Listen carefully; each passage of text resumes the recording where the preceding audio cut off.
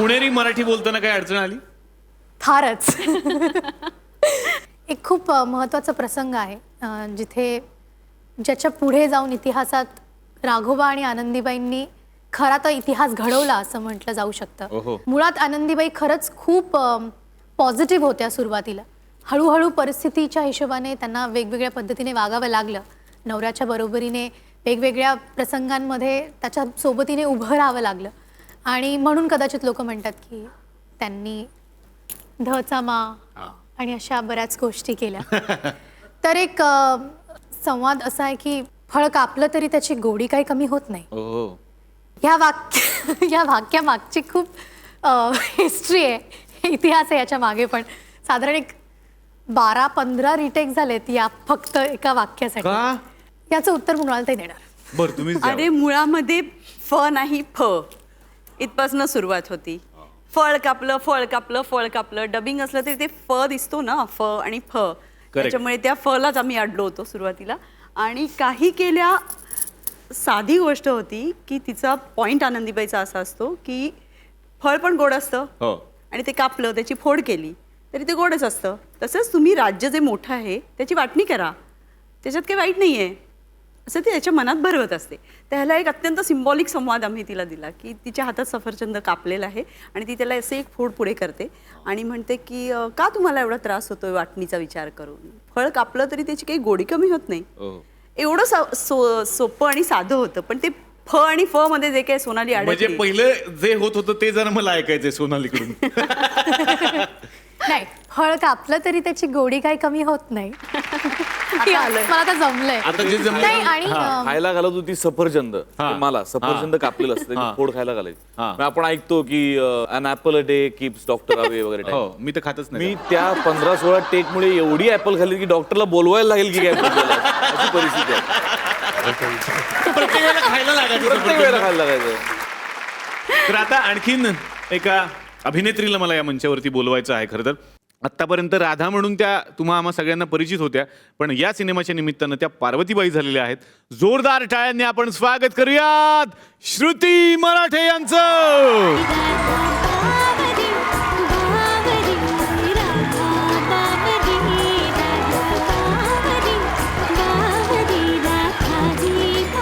या सिनेमाच्या निमित्तानं तुम्ही घराघरात पार्वतीबाई म्हणून पोहोचताय.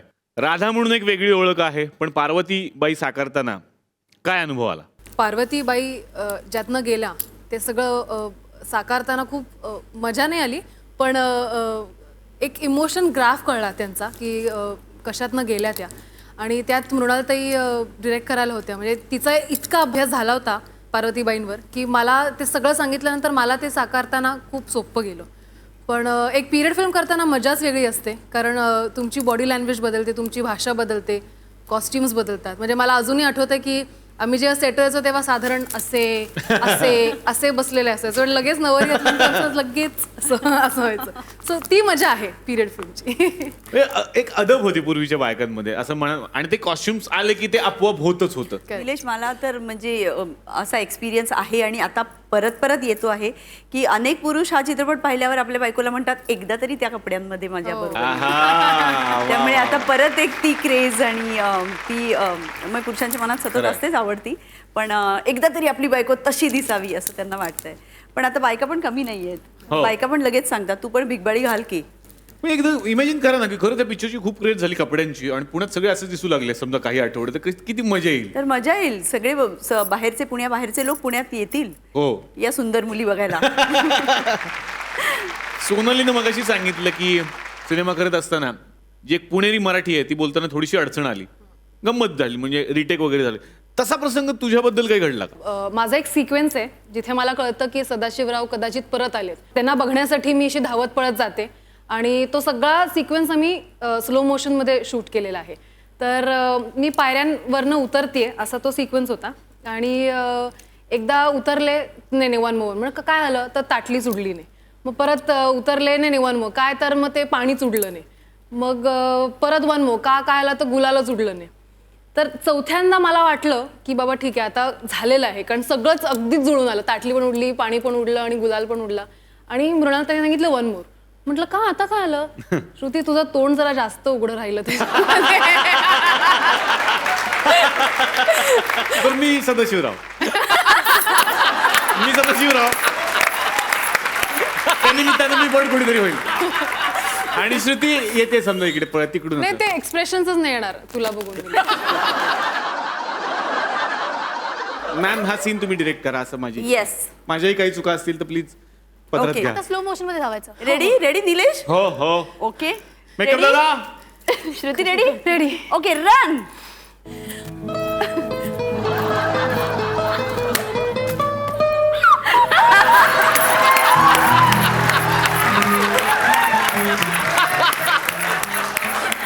ती मला नाही घाबरली, ज्या घोड्यावर मी बसलो होतो त्या घोड्याला घाबरली होती ती. म्हणून ती घाबरून गेली. आणि बाय द वे सिनेमामध्ये तो मनुष्य खरा सदाशिवराव भाऊ नसतो, तो तोतया असतो आणि त्याला चापकानी फटके मारत असतात. चला आता हे पण तर करायचं. हे कोण करणार आहे? आणि आता मला आणखीन एक गोष्ट विचारायची की या चित्रपटात बऱ्यापैकी मला सगळेच पुण्याचे दिसत आहेत. माझ्या माहितीप्रमाणे सगळे पुण्याचे आहेत आणि सिनेमा सुद्धा पुण्यात शूट झालेला आहे. मग सगळे पुण्याचे कलाकार असण्याचं कारण काय? म्हणजे शनिवारवाडा जवळ पडावं म्हणून की काय? कन्व्हेन्स वाचवायचं. नाही योगायोगाने घडत गेलं सगळं. खरं उत्तर सांगू हा. का? पुणेरी उत्तर सांगतो. हां सर. चांगले कलाकार पाहिजे असेल तर तुम्हाला पुण्यात यायला लागेल. ऐतिहासिक सिनेमा म्हटलं की घोडा आला आणि घोडा म्हटलं की काही ना काहीतरी गंमत असते.